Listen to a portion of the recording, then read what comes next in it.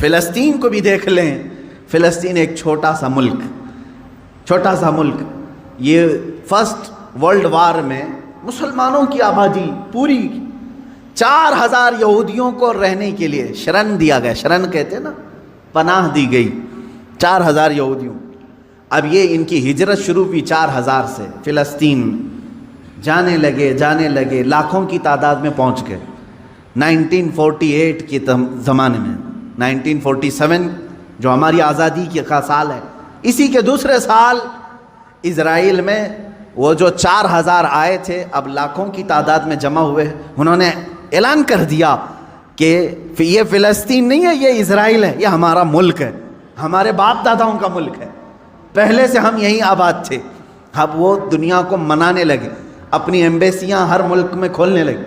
کچھ ملک اس وقت نہیں تسلیم کر رہے تھے کہ نہیں تم کنٹری نہیں ہو، تم زبردستی قبضہ کیے ہو، لیکن میڈیا نے اتنا دماغ واش کیا کہ آج عرب کی دھرتی پر بیٹھے ہوئے بادشاہ بھی یہ کہنے لگے فلسطین تھا ہی نہیں، اسرائیل اصل ہے۔ مان لیا، یہ جادو اثر کر گئے۔ آج متحدہ عرب امارات بھی کہتا ہے کہ اسرائیل ایک کنٹری ہے، ہم اس کو تسلیم کرتے ہیں۔ سعودی نے بھی تسلیم کر لیا ہے، جارڈن تو بہت پہلے سے تسلیم کیا ہوا ہے، مصر تسلیم کیا ہے، اب سوڈان کی باری ہے۔ اس طرح سے جو اسلامک کنٹریز تھے وہ کہتے تھے فلسطین ہمارا قبلہ اول ہے، وہاں پر بیت المقدس ہے، سال ہا سال سے مسلمان آباد ہیں، کوئی تسلیم نہیں کرتا تھا، لیکن میڈیا کا جادو اثر کرتا رہا۔ انہوں نے ایسی فیلڈ بنائی کہ اب ہر کوئی ان کے انڈر میں آتا رہا۔ یہ دجال کے آنے سے پہلے یہ فیلڈ ہموار کی جائے گی۔ اب مسلمانوں، آپ اپنے ذہن کی خبر لو، اپنے دماغ کی خبر لو، کیا ان کی بنائی ہوئی فیلڈ پر تم بھی اپنا دین بیچ کر کے ان کی جے جے کار کرو گے، یا پھر رسول پاک کے لائے ہوئے دین پر برقرار رہو گے؟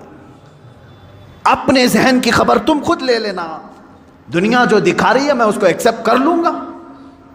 جیسے مار کر کے کسی کو چور کہلوایا جائے، پولیس کا کام ہوتا ہے، وہ ظلم برداشت نہیں کرتا، آخر میں کہتا ہاں میں نے چوری کر لیا، لے جا کر کے کورٹ میں پیش کر دیا، دیکھو ہم نے اس کو اقرار کرا دیا اس نے چوری کیا، تم نے اس پر اتنی لاٹیاں ماری، اتنا کچھ کیا، مجبور ہو کر کہ اس نے کیا۔ یہی کام پوری دنیا میں کیا جائے گا، جگہ جگہ پکڑ کر کے مارنا، تمہاری داڑیاں کھینچنا، تمہاری ٹوپیاں اتارنا، تمہیں قتل عام کرنا، کسی ملک سے دربدر کرنا، مسلمان ڈر جائے، سہم جائے۔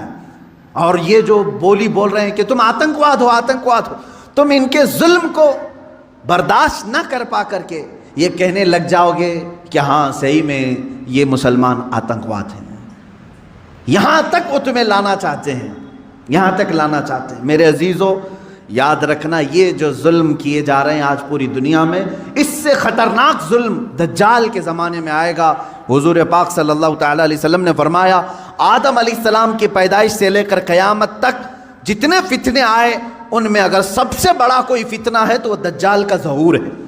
میری امت اس میں بھی مبتلا ہوگی، لیکن ڈرو مت، گھبراؤ مت۔ دجال کے آنے کے بعد ہم بچیں گے کیسے؟ ایک بات یاد رکھنا، جس کے ساتھ اللہ ہے، رب ذوالجلال کا یقین اس کے دل میں ہے، وہ دجال کیا 100 دجالوں سے بھی بچ جائے گا۔ اور جو دجال کے فتنوں سے بچ گیا، میرے آقا صلی اللہ علیہ وسلم نے بشارت دی، وہ بغیر حساب کتاب کے جنت میں جائے۔ سارے فتنے تو دنیا میں اس نے جھیل لی، ساری مصیبتیں جھیل لیا ہے، اللہ رب العزت اسے انعام عطا کرے گا، آپ جنت کے حقدار ہوں گے۔ اس لیے اپنے ذہن کو، اپنی طبیعت کو ہمیشہ سنبھال کر کے رکھو، میرا دماغ اور میرا ذہن بکنے والا نہیں۔ اور چاہے یہ ظلم کے پہاڑ ہم پر توڑ دیں، آج ہو رہا ہے، کل ان کی باری تھی آج ہماری باری ہے، یہ ہو سکتا ہے، آج ان کی باری ہے کل ہماری باری ہے، یہ ہو سکتا ہے۔ ہم اگر اس ظلم کے شکار ہو گئے تو اے میرے سننے والوں، کبھی نہ گھبرانا، کبھی نہ گھبرانا۔ امت کے علماء جاتے رہے لیکن اسلام پھلتا پھولتا ہی رہا۔ آج اگر ہمارے خون کی اسے ضرورت ہے تو ہم اپنے خون سے اس کی سچائی کریں گے، اس لیے کہ ہم یزیدی نہیں، ہم حسینی کردار رکھتے ہیں۔ ضرورت پڑے تو اسلام کے لیے اپنے خون سے آبیاری کی جائے گی اور دین اسلام کی حفاظت کی جائے گی۔ آپ سب اپنے اختلافات کو ختم کرو. ان دجالی نظاموں پر آپ یقین کبھی مت رکھنا.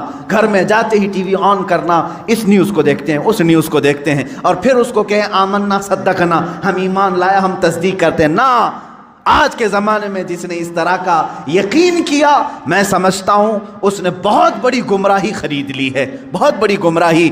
ہاں, جب قرآن کھولنا تب کہنا آمنا و صدقنا, میں ایمان لاتا ہوں اور اس کی ہر بات پر تصدیق کرتا ہوں. اس لیے قرآن نے کہا ہے هو الذی ارسل رسولہ بالہدی ودین الحق لیظہرہ علی الدین کلہ ولو کرہ المشرکون. وہ اللہ ہے جس نے اپنے رسول کو ہدایت کے ساتھ بھیجا ہے اور ایک حق دین دے کر کے بھیجا ہے.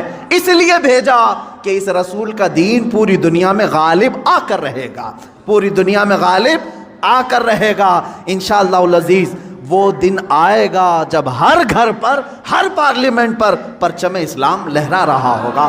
میرے نبی کا, مصطفیٰ کریم صلی اللہ تعالیٰ علیہ وسلم کا نظام بول رہا ہوگا. اللہ رب العزت سے ہم یہ دعا کرتے ہیں کہ مولا اگر ہماری قسمت میں وہ دن لکھے ہوں تو ضرور ہمیں ان دنوں تک زندہ رکھ اور ہماری عمر کو اتنی طویل کر کہ ہم کائنات عالم میں پرچم اسلام کو لہراتے ہوئے دیکھ سکیں, ہمارے دلوں کو سکون ہو سکے. اے قدیر و جبار خدا, اگر ہم غریبوں کے حصے میں کوئی چیز تو لکھنا رکھا ہے تو بس تیری ذات سے یہ امید رکھتے ہیں, تیرے فضل سے یہ یقین رکھتے ہیں کہ ہمیں امام مہدی کی فوج میں شامل فرما دے, ان کی خلافت میں ہم سب کو شامل فرما دے. وآخر دعوانا ان الحمدللہ رب العالمین.